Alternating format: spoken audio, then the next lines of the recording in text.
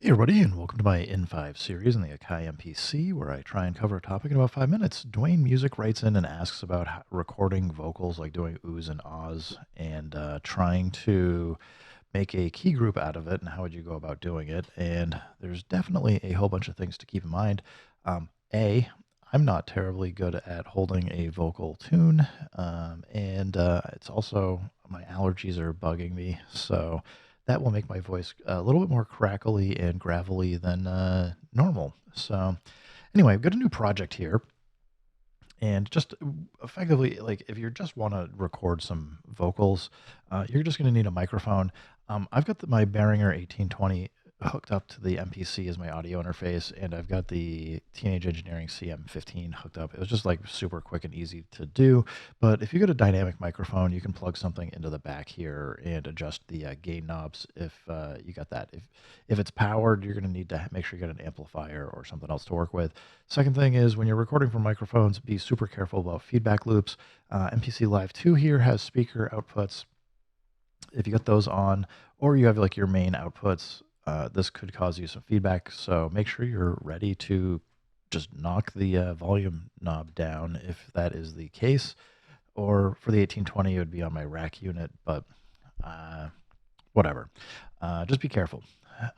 Feedback loops aren't terribly fun to hear and can hurt your ears or your equipment.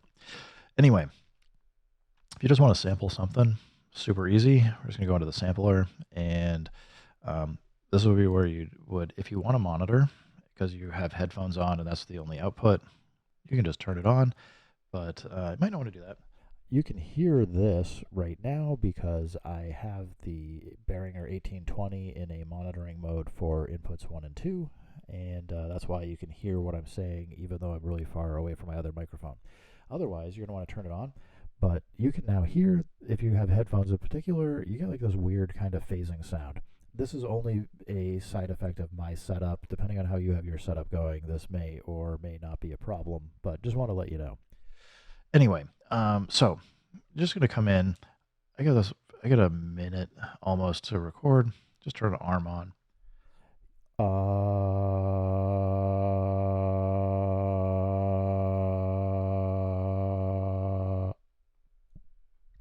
Nothing super fancy to it. We just got an ah. In fact, we'll just go here. Whoops. Started hitting the cap. Whatever. It's fine. A lot of A's. We know what it is. I don't know what the root note here is though. And we could. There is a tuner. I'll show you in a second. If you want to try and like do like a sustained clear tone or get a sense for what it is so you can pitch it, but we can keep this. And I just assigned it to, I think I did. Maybe I didn't. I didn't want it on the drum kit anyway. We're going to go new track and we're going to go key group. And when we do key group here, we then really just need to go main, track edit. And a couple things you want to note, we're in poly, which means we can play multiple notes at the same time. We've only got one key group, so I'm just basically saying like, take this one sample and we're just going to go, I'm going to put this microphone down for a second. And you can see we need to adjust the start point. And depending on what you have for like your 16 level notes setup, will depend on like what key you're in.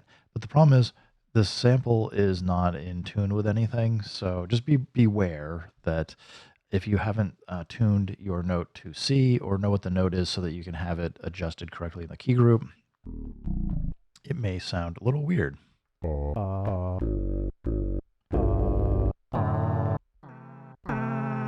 And you can hear like we were clipping there a little bit.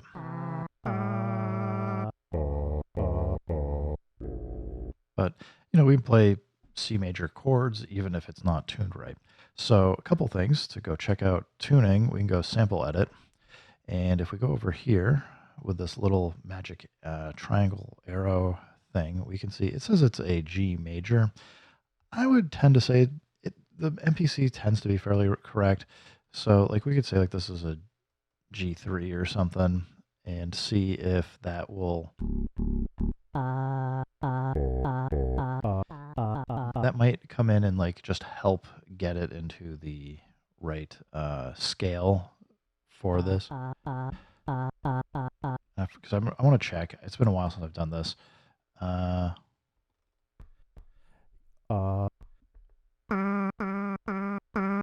think it fixes it if I remember correctly. Yeah, you can hear like just adjusting it on the sample for the metadata is changing what the tuning is. Next up though is if on the other hand you actually want the tuner, there is a tuner here. So you can kind of like if you take the time, you can try and like adjust your voice or vocal cords and get it to line up, or you can just see like what note you're doing and then compare that to the sample tuner. But can be super handy if you just want to do something.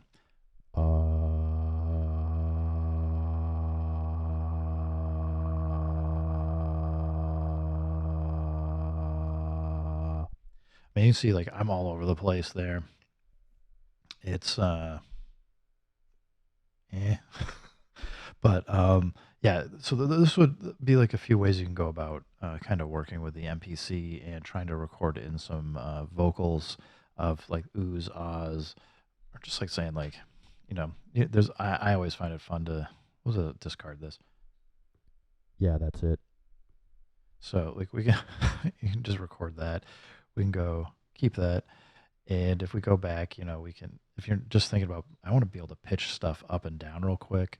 Go back into track edit and just change this over. Yeah, that's it. Yeah, that's it. Yeah, that's it. Yeah, that's it. Yeah, that's it.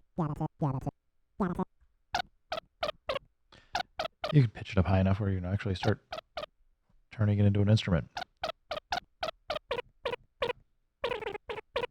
Anyway, thank you for the question. Everybody else, thanks for stopping by. Keep making music, keep having fun. Remember, if it sounds good, it is good. And peace.